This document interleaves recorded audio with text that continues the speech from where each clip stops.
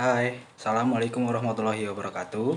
Perkenalkan, saya Faisal Khalilur Rahman dari kelompok 14 Teknik Proyeksi Bisnis. Di sini kami dari kelompok 14 akan menjelaskan materi dari presentasi kami sendiri yang sudah kami diskusikan, yaitu tentang faktor judgmental dalam ramalan. Kelompok 14 ini terdiri dari 5 orang anggota. Yang pertama adalah Anias Ina Apriliani Ayang. Yang kedua ada Lucia Arif Susanti Wunu. Yang ketiga ada Rosalina Katrina Maing. Kemudian yang berikutnya ada saya sendiri, Faisal Khalilur Rahman. Kemudian yang terakhir ada Andi Kiawan Ega Dangga. Untuk materi yang pertama akan disampaikan langsung oleh Saudara Anias Ina Aprilia Ayang. Kepadanya dipersilahkan. Pengendalian proses peramalan. Salah satu manfaat yang Anda dapat dari melakukan forecasting adalah untuk mengalokasikan anggaran agar tepat sasaran dan tidak berlebihan untuk suatu produk. Selain itu, ada beberapa manfaat lainnya yang bisa Anda dapatkan, seperti yang pertama, memprediksi masa depan bisnis atau usaha Anda. Dengan memprediksi masa depan perusahaan dapat membantu terkait bisnis usaha yang seperti apa ke depannya.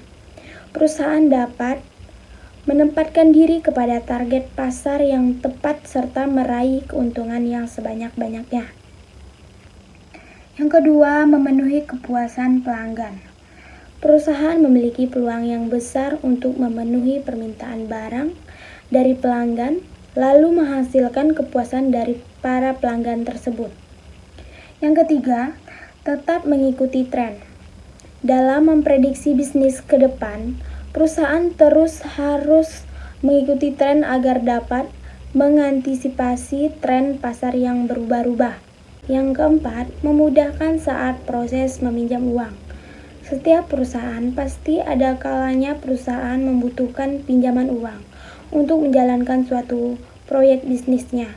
Oleh karena itu, biasanya para peminjam uang akan memberikan pinjaman jika transparansi dari perusahaan yang jelas dan detail.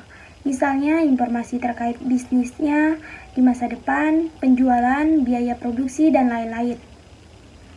Yang kelima, sebagai tolak ukur dan menjaga kondisi keuangan perusahaan. Saat perusahaan sudah memprediksi permintaan produk di masa depan, mereka dapat mengatur biaya semaksimal mungkin.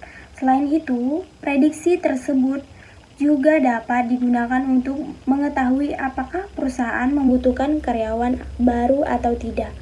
Dengan begitu, dana tidak dibuang sia-sia karena mempekerjakan karyawan baru di waktu yang tidak tepat. Dalam melakukan forecasting, diperlukan langkah yang tepat untuk menjalankannya. Berikut ini langkah yang dapat kita jadikan sebagai acuan, yaitu yang pertama, penentuan tujuan. Pada tahap ini, penentuan tujuan dari setiap forecasting harus disebutkan secara tertulis dan formal. Sebelum membuat suatu ramalan, kita harus bertanya terlebih dahulu mengapa ramalan tersebut dibutuhkan dan bagaimana menggunakan hasil ramalan tersebut. Ramalan disiapkan sedemikian rupa sehingga manajemen dapat membuat keputusan-keputusan yang tepat mengenai alokasi sumber daya yang ada sekarang, dan oleh karena itu, si pembuat ramalan harus memahami kegunaan-kegunaan dari proyeksi-proyeksi manajerial yang telah ditetapkan. Yang kedua, pemilihan teori yang relevan. Setelah tujuan peramalan ditetapkan, langkah berikutnya adalah menentukan hubungan teoritis yang dapat menentukan perubahan-perubahan variabel yang diramalkan.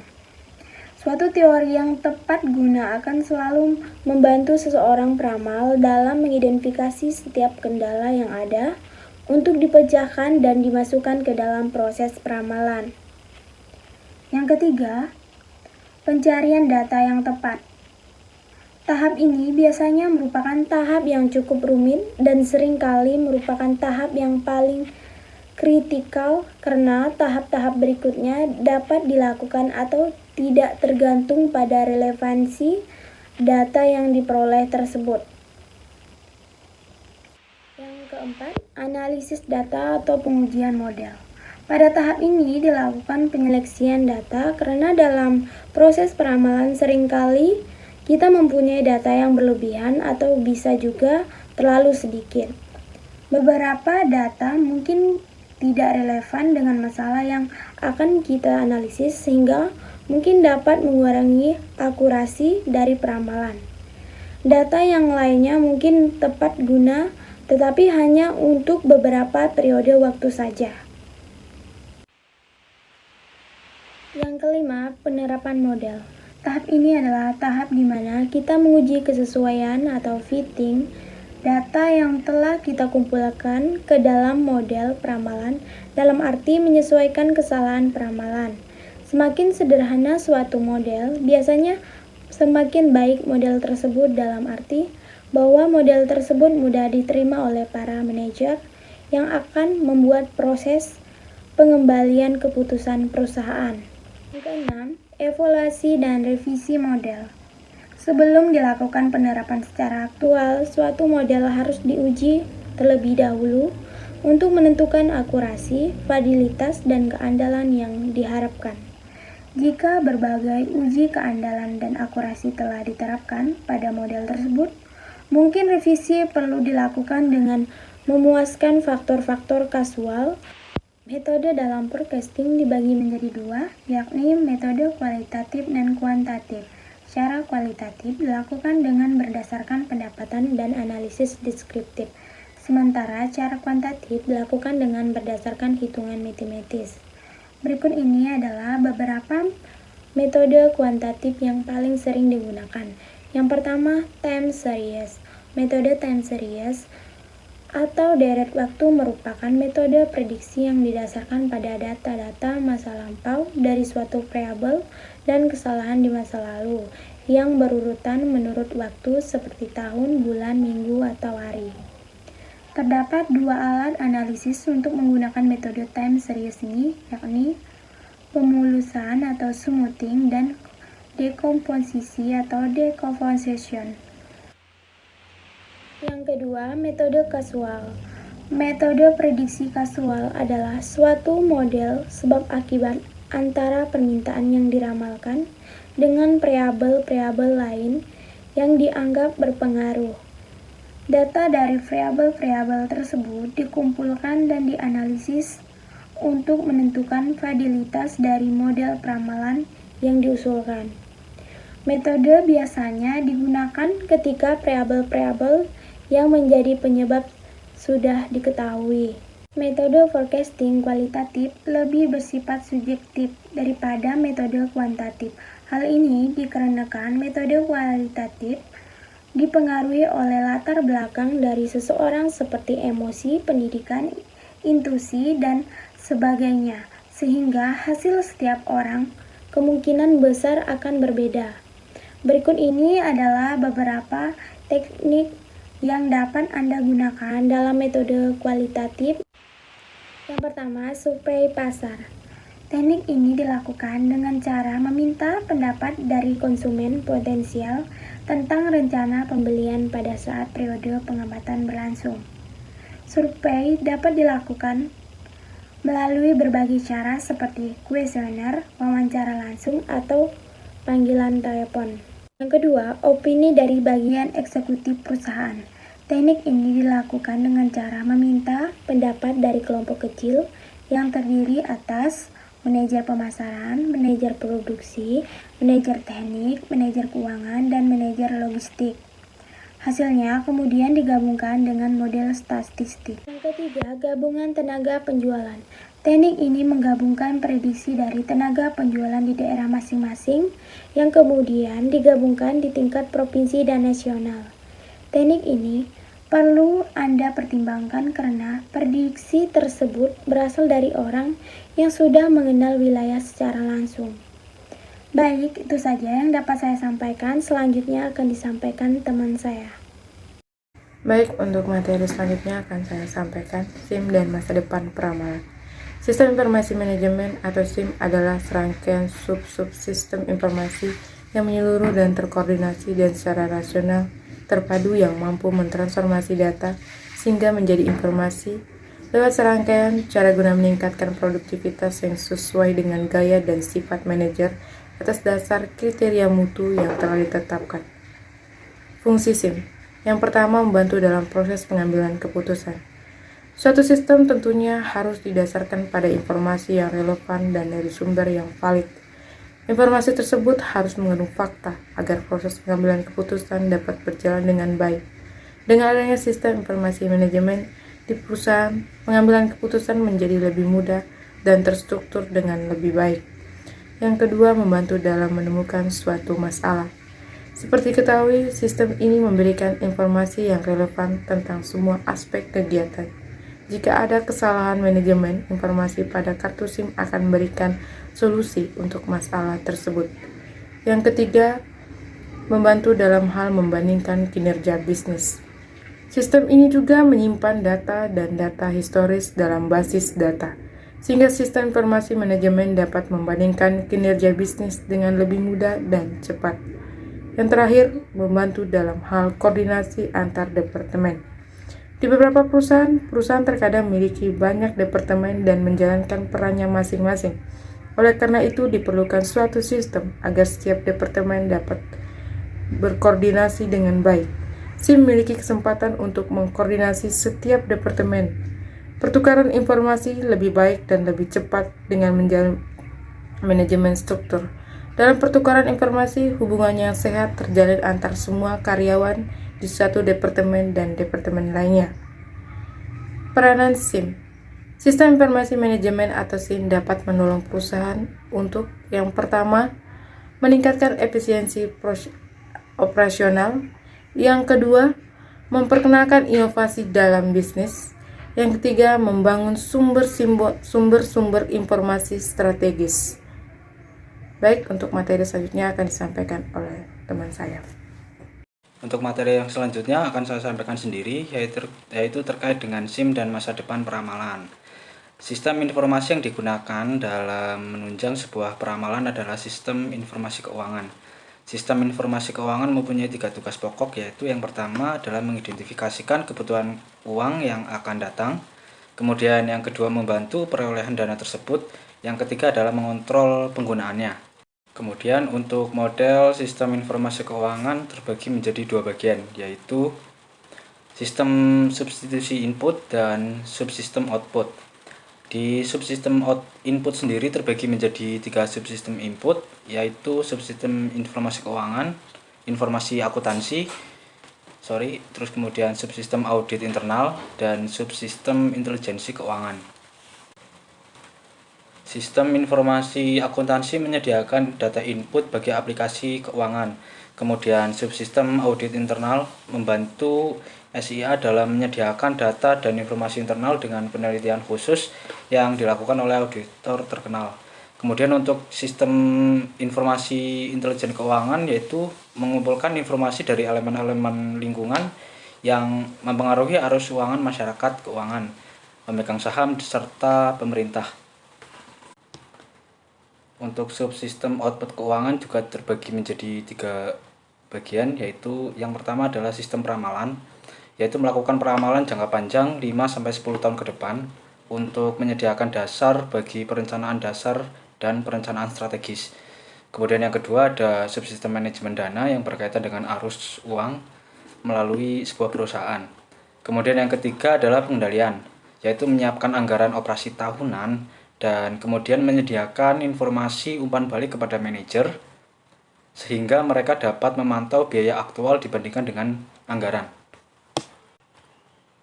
Baiklah, itu materi yang sudah saya sampaikan. Untuk materi selanjutnya akan disampaikan oleh teman saya. Jadi baik, saya akan melanjutkan hasil presentasi kami. Yang berikut ada exponential smoothing. Perhitungan peramalan dengan exponential smoothing menggunakan persamaan berikut. Peramalan baru sama dengan A permintaan aktual periode lalu tambah kali A kali 1 kurang A peramalan periode lalu, atau peramalan permintaan sama dengan peramalan periode lalu tambah A atau permintaan aktual periode lalu kurang peramalan periode lalu. Yang berikut ada exponential smoothing. FT sama dengan FT kurang 1 tambah A atau AT kurang 1 kurang FT kurang 1. Di nama yang pertama ada FT sama dengan nilai peramalan untuk periode waktu T. Yang kedua FT kurang 1 sama dengan nilai peramalan untuk satu periode untuk sebelum T. Yang ketiga AT kurang 1 sama dengan nilai aktual untuk satu periode waktu T. Yang berikut ada A sama dengan konstanta smoothing alpha. Yang berikut ada exponential smoothing. Yang pertama, di mana A adalah konstanta smoothing yang nilainya harus antara 0 sampai dengan 1. Yang kedua ada konstanta smoothing A dapat diartikan sebagai bobot yang diberikan kepada nilai data terakhir. Yang ketiga ada bobot atau A kurang A 1 kurang A diterapkan pada peramalan terakhir. Baik, mungkin sampai itu yang bisa saya sampaikan. Yang berikut akan disampaikan oleh teman saya. Contoh soal exponential smoothing. Di sini terdapat daftar data dari minggu pertama sampai dengan minggu ke-9 dengan besar permintaannya masing-masing, yaitu minggu pertama sebesar 820, minggu kedua sebesar 775, minggu ketiga sebesar 680, minggu keempat 655, minggu kelima 750, minggu keenam 802, minggu ke-7 798, minggu ke-8 689, minggu ke-9 775. Di sini untuk minggu ke-10 belum ada daftar permintaannya. Maka pertanyaannya di sini, berapa nilai exponential smoothing untuk periode waktu 2 sampai dengan 10 dengan alfa sama dengan 0,10 dan alfa sama dengan 0,60. Diasumsikan F1 sama dengan A1. Untuk penyelesaiannya sendiri, kolom alfa yang bersangkutan menunjukkan nilai-nilai perkiraan. Perhatikan bahwa peramalan hanya bisa dilakukan untuk satu periode waktu ke masa depan. Karena F1 sama dengan A1, maka F1 alfa 0,10 sama dengan 820 dan F1 alfa 0,60 sama dengan 820,00. Untuk persamanya di sini, FT sama dengan FT kurang 1 plus alfa dikali AT kurang 1 kurang FT kurang 1. Untuk F1 alfa sama dengan 0,10, maka F2 sama dengan F1 plus alfa dikali A1 kurang F1. Diperoleh 820 plus 0,10 dikali 820 kurang 820, hasilnya 820,00. Untuk F3 sama dengan F2 plus alfa dikali A2 kurang F2 sama dengan 820 plus 0,10 dikali 775 kurang 820, hasilnya 815,50. F4 sama dengan F3 plus alfa dikali A3 kurang F3 diperoleh 815,50 plus 0,10 dikali 680 kurang 815,50, maka diperoleh hasilnya 801,95. Begitu juga dengan F5, F6, F7, F8, F9 dan seterusnya. Untuk F1 alfa sama dengan 0,60, maka F2 sama dengan F1 plus alfa kali A1 kurang F1 diperoleh 820 plus 0,60 dikali 820 kurang 820, hasilnya 820,00. Untuk F3 nya sama dengan F2 plus alfa dikali A2 kurang F2 sama dengan 820 plus 0,60 dikali 775 kurang 820 sama dengan 793,00. Untuk F4 sama dengan F3 plus alfa dikali A3 kurang F3 diperoleh hasilnya 793,00 plus 0,60 dikali 680 kurang 793,00 diperoleh hasilnya 725,20. Begitu juga dengan F5, F6, F7, F8, F9, dan seterusnya.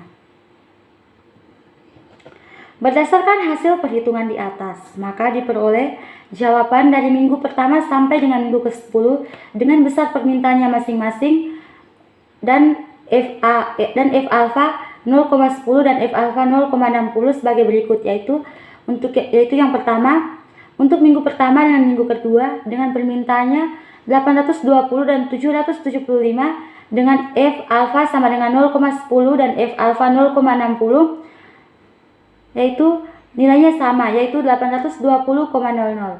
Untuk minggu ketiga dengan besar permintaannya 680, maka diperoleh F alpha 0,10 sama dengan 815,50 dan F alpha 0,60 sama dengan 793,00. Untuk minggu keempat permintaannya sebesar 655, maka diperoleh F alpha 0,10 sama dengan 801,95 dan F alpha 0,60 diperoleh 725,20. Untuk minggu kelima, yaitu permintaannya sebesar 750, diperoleh F alpha 0,10 sama dengan 787,26 dan F alpha 0,60 yaitu 683,08. Untuk minggu keenam itu sendiri, permintaannya sebesar 802, F alpha 0,10 yaitu 783,53 dan F alpha 0,60 yaitu 723,23. Untuk minggu ketujuh, permintaannya sebesar 798 dengan F alpha 0,10 sama dengan 785,38 dan F alpha 0,60 sebesar 770,49. Minggu ke-8, permintaannya sebesar 689 dengan F alpha 0,10 yaitu 786,64 dan F alpha 0,60 yaitu 787,00. Untuk minggu ke-9, besar permintaannya 775. Diperoleh F alpha 0,10 yaitu 776,88 dan F alpha 0,60 yaitu 728,20.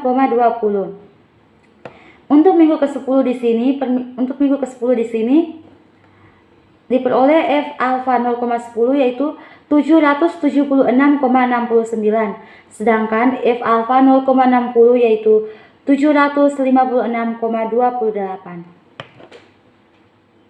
Sekian materi video yang dapat kami sampaikan dari kelompok 14.